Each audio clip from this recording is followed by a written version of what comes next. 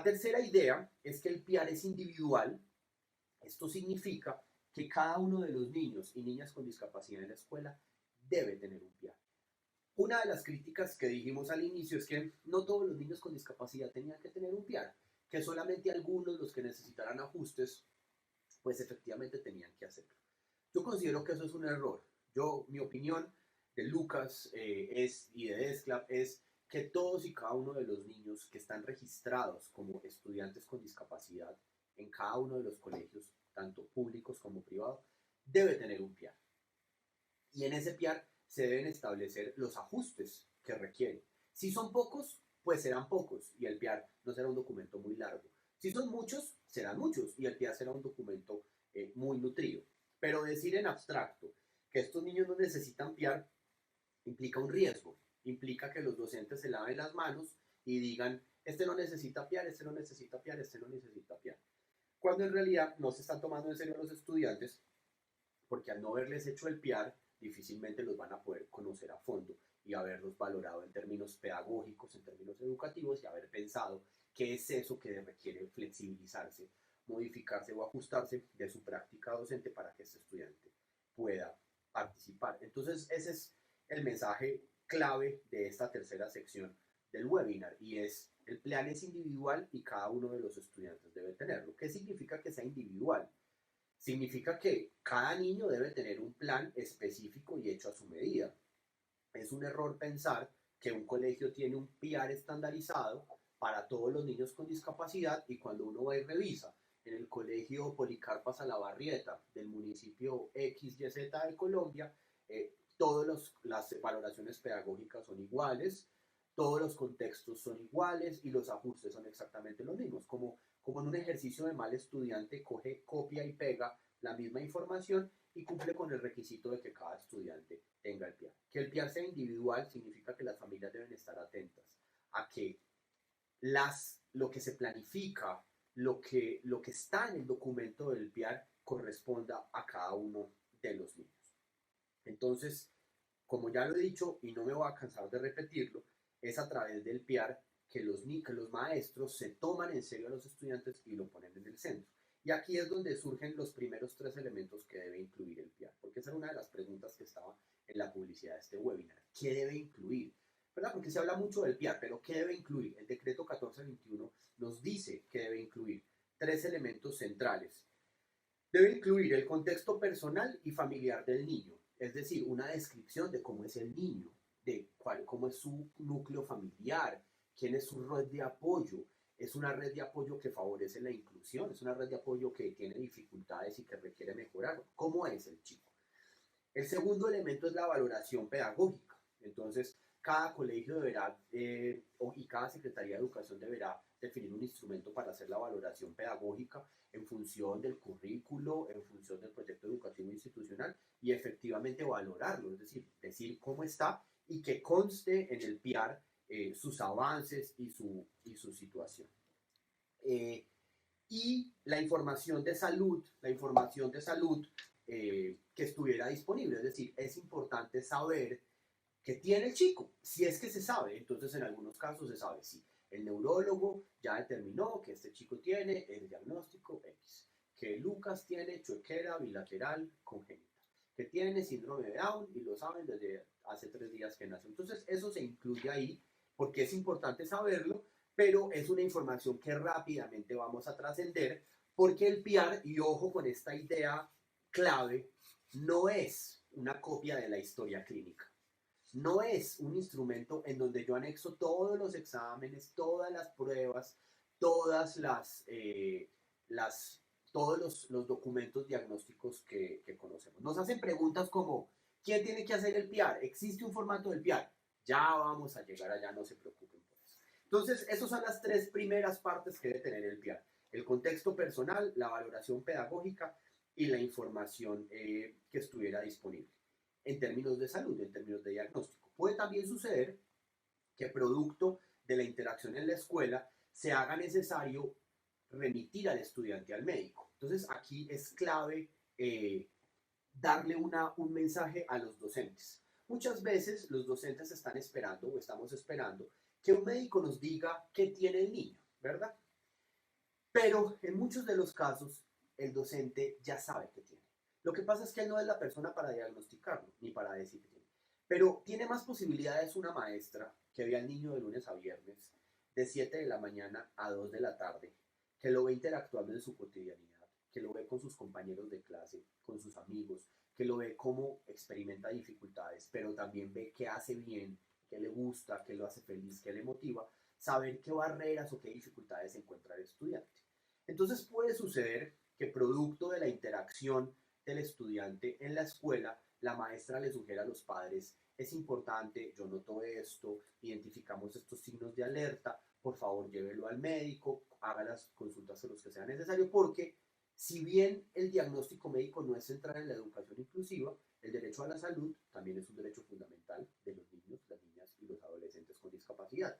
Entonces la escuela también puede ser un medio para identificar necesidades en salud que necesitan un diagnóstico y probablemente un tratamiento que el médico definirá y que pasará mientras sucede en paralelo el servicio educativo inclusivo. Entonces, eso significa que sea individual, eso significa que cada uno de los niños tenga que tener un plan individual de ajustes razonables. Eh, El PIAR, como es individual, también debe incluir cuáles son las metas que se fijan para cada uno de los niños en el año escolar. Entonces, eso, digamos, que el PIAR tenga que incluir las metas y las altas expectativas, también lo diferencia de otras herramientas que teníamos en el pasado. En el pasado y actualmente, los colegios pues sí conocen a sus estudiantes con discapacidad y cada estudiante tiene una historia escolar, que no es otra cosa que una carpeta con documentos guardada en un cajón, normalmente en la secretaría o en la rectoría de cada uno de los colegios. Y entonces ahí se incluye la información médica y demás, pero esa es una carpeta que está ahí guardada, que difícilmente se usa o que se actualiza cada tanto. Y es una carpeta en donde pues principalmente hay información médica y del diagnóstico. Como el PIAR es un documento que está vivo, exige que para cada año escolar el docente fije en ese instrumento de planeación cuáles son las metas que debe alcanzar o que se va a buscar alcanzar con el estudiante a lo largo de ese año. ¿Cómo se fijan esas metas? Bueno, pues a través de la valoración pedagógica, de saber cómo está, en qué va muy bien, en qué lo motiva, qué lo hace feliz, y también sabiendo en qué va más lento, en qué va más atrasado, qué lo mortifica y quizás no tenga sentido volver sobre eso, un poco para fijar qué es lo que ese estudiante va a lograr en ese año escolar. Entonces yo tengo la valoración pedagógica, pero también tengo los estándares básicos de competencia, que son las habilidades y las competencias que se van a desarrollar para todos los niños en ese grado escolar o en grados escolares anteriores, y los derechos básicos de aprendizaje, que no son otra cosa distinta que los contenidos que se van a impartir durante ese año escolar y se seleccionan qué de eso, hasta qué punto, hasta qué nivel debe llegar. Que en el PIAR estén las metas para cada año escolar es fundamental, porque otro de los aspectos centrales del derecho a la educación inclusiva es que los maestros y las familias deben tener altas expectativas para con sus hijos. Si yo como papá estoy pensando que mi hijo no puede, no lo va a lograr, tiene muchas dificultades, pues probablemente no lo va a lograr nunca. Si yo como profesor considero que ese estudiante no lo va a lograr, si yo no le veo lo bueno, si yo solamente le veo lo que no puede hacer, en lo que falla, pues ese estudiante tampoco lo va a lograr. Yo necesito tener altas expectativas, tanto para maestros como docentes, para que los estudiantes puedan lograr grandes cosas. Ahora, es importante tener altas expectativas con lo que el estudiante debe lograr en cada año escolar, sin duda, pero también hay que ser flexibles. Es decir, yo me fijo junto con la familia y si el estudiante es un estudiante ya más grande, donde yo puedo tener estas discusiones, unas metas altas para ese año escolar. Y a lo largo de todo el tiempo del año escolar, de cada uno de los periodos en que se entregan notas, yo voy evaluando si efectivamente sí las estoy consiguiendo o no. Y puedo encontrar varios resultados. Puedo encontrar que el estudiante no se esfuerza y que no hace bien lo que debe hacer. Y como otros estudiantes, probablemente deba perder el año. Sobre ese tema también vamos a volver. Pero también puedo darme cuenta que esas expectativas que me fijé son muy altas y que también debo flexibilizarlas, modularlas, cambiarlas, reconocer otras cosas que sucedieron. Pero entonces es clave entender que esas altas expectativas fijan lo que el estudiante debe lograr a lo largo del año escolar. Tampoco hay que poner la vara tan alta. Pasa con mucha frecuencia y es una de las preguntas más frecuentes que recibimos en DESCLA. Es que a mi hijo lo van a reprobar porque está en séptimo y todavía no lee y escribe, porque tiene una discapacidad en la cual el código lectoescrito se le dificulta significativamente. La pregunta es, si la profesora de primero, el de segundo, la de tercero, el de cuarto, el de quinto, el de sexto lo intentaron, ¿vale la pena seguir fijando esa meta tan alta cuando probablemente podamos enfocarnos en otras cosas? Entonces, probablemente sí. Probablemente no quiere decir que el estudiante no deban hacérsele esfuerzos para que aprenda a leer y a escribir, pero tenemos unas pistas centrales de que quizás ese no es su mayor fortaleza. Quizás en séptimo deberíamos flexibilizar ciertos contenidos para que él pueda lograrlo sin necesariamente el código lectoescrito. Entonces, frente al plan individualizado de ajustes razonables, como un plan individual para cada uno de los niños, es clave tener en cuenta que es ahí donde se fijan las altas expectativas. Si usted considera como familia que esas expectativas están exageradamente altas y no las va a cumplir, cuéntele al profesor. Si considera que las expectativas son demasiado bajas y tampoco las va a cumplir, exija que tengan altas expectativas para con sus hijos. La segunda pregunta frente a este tema es, algunas familias, algunos padres, algunas madres, e inclusive algunos docentes, consideran o creen equivocadamente que a los estudiantes con discapacidad no se les puede reprobar. Es decir, que no pueden perder el año. Y eso es falso. Lo que el decreto 1421 establece en relación con la evaluación y con la posibilidad de reprobarlo es que los estudiantes con discapacidad sí pueden perder el año escolar. Pero ojo, varias claridades frente a eso. Lo primero es, pueden perder el año escolar, pero los debemos evaluar en igualdad de condiciones y prestándole los ajustes que requieran en la evaluación. Inclusive esto implica hacer evaluaciones diferenciales, con contenidos diferenciales, con metodologías diferenciales, etc. Si se han prestado los distintos apoyos y los distintos ajustes en la evaluación, si la evaluación ha sido justa, ha sido adaptada, pero el estudiante no se esfuerza, no lo logra, porque también hay estudiantes con discapacidad que son malos estudiantes, que no se esfuerzan, que no estudian, que no están motivados para hacerlo, que creen que los van a pasar solamente por tener una discapacidad, pues en esos casos es posible reprobarlos. Lo que no deben pasar son dos cosas importantes. Una, que al estudiante lo reprueben sin haberle prestado ningún apoyo ni ningún ajuste razonable, que es una cosa que pasa con muchísima frecuencia.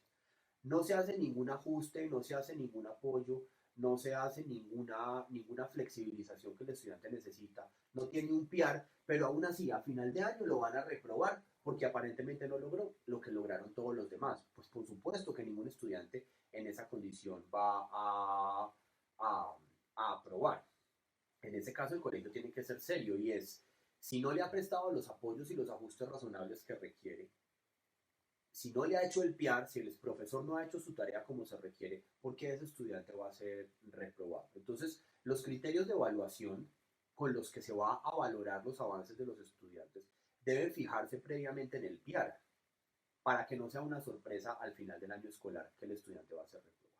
Y lo segundo que no puede pasar es que si el colegio decide reprobar al estudiante, es decir, el comité de promoción a final de año decide, este estudiante no puede pasar al siguiente grado porque no cumplió y tenía PEAR y se le hicieron todos los ajustes razonables que requería, y aún así se nos nota un bajo rendimiento, un bajo compromiso del estudiante, un bajo compromiso de la familia, lo puede reprobar. Pero si decide reprobarlo, le tiene que garantizar el cupo en el colegio para el siguiente año escolar. Esta es una protección muy poderosa por dos razones.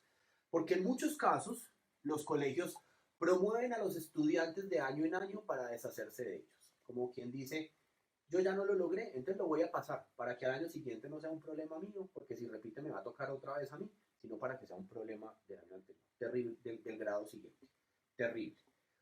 O también los colegios reprueban a los estudiantes repetidamente para aburrirlos y que se vayan del colegio. O para reprobarlos y decirle a los padres, es que reprobó y no le garantizamos el cupo para el siguiente año escolar.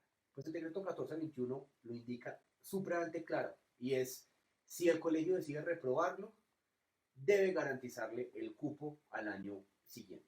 ¿Qué quiere lograr el decreto 1421 con esto? Que los docentes y los colegios se tomen en serio a los estudiantes, los evalúen de manera adecuada, flexible y ajustada, y que tomen de manera consciente y responsable la decisión de aprobarlo o de reprobarlo, porque los estudiantes deben poder avanzar y eventualmente irse del colegio graduados de bachilleres como cualquier estudiante. Ningún estudiante sin discapacidad espera estar en el colegio toda la vida y quedarse ahí durante la vida adulta. Espera graduarse e irse a seguir viviendo la vida adulta. Entonces es una protección para que producto de la reprobación no deserte, pero también para que el proceso de promoción sea un proceso serio en donde efectivamente se haya verificado y garantizado que el estudiante avance. Bueno, el PIAR debe hacerse al inicio de cada año escolar, durante el primer trimestre. Por supuesto, como estamos en el segundo año de la implementación del decreto 1421, no muchos niños tienen PIAR. Entonces estamos en un momento en donde estamos haciendo los PIAR por primera vez. Quiere decir que si su hijo no tiene PIAR, el PIAR debería estar listo en el primer trimestre del año y debe hacerlo el docente de aula. Sobre eso vamos a volver más adelante. No hay que hacer un PIAR distinto cada bimestre. Lo que pasa es que el PIAR sí debe ser revisado y actualizado cada bimestre en la medida en que en esos bimestres o en esos trimestres se entregan las notas y se les va diciendo a los padres de familia y al mismo estudiante cómo va avanzando. Entonces, no es que yo hago el PIAR y lo guardo en una carpeta y me olvido de él. Yo el PIAR lo debo utilizar todos los días en mi planeación docente y debo utilizarlo para hacer las distintas entregas. Esos son los tiempos en los que debe hacerse el PIAR. Cuando un estudiante llega a una institución educativa, cuando ya ha comenzado el año escolar, por cualquier razón, porque se mudaron, porque es desplazado por la violencia, porque es un migrante extranjero que llega a Colombia, por cualquier razón, el colegio debe hacer el PIAR, debe comenzar a hacer el PIAR inmediatamente cuando el estudiante llega y tiene 30 días para dejarlo listo. Esto significa que debe ser una prioridad hacer el PIAR para cada uno de los estudiantes con discapacidad. Nos preguntan también si existe un formato avalado por el Ministerio de Educación o por la Secretaría de Educación del PIAR. La respuesta es no. El decreto 1421 establece los elementos que tiene que tener el PIAR. Hasta ahora hemos dicho el contexto personal y familiar, la valoración pedagógica, la información sobre salud que estuviera disponible. Hay otros elementos que vamos a decir más adelante. Cada colegio es autónomo de elaborar su PIAR, su formato de PIAR, siempre que cumpla con estos requisitos mínimos. Algunas secretarías de educación, por ejemplo la Secretaría de Educación de Medellín, que yo conozca, desarrolló en conjunto con sus maestras de apoyo y con su equipo de inclusión un formato de PIAR que le sugieren a los colegios. ¿Qué es lo importante? Que el formato que se use sea un formato que esté creado para el colegio, retroalimentado desde el colegio y no solamente un formato más que los docentes deben llenar, porque el PIAR debe ser un documento vivo, no un documento que se guarda y se archiva y que no se utiliza para nada. El Ministerio de Educación propone un formato básico de PIAR y ese formato básico de PIAR ustedes también lo pueden encontrar en la página web de Escuela para Todos, que lo encuentran en www.desclap.com.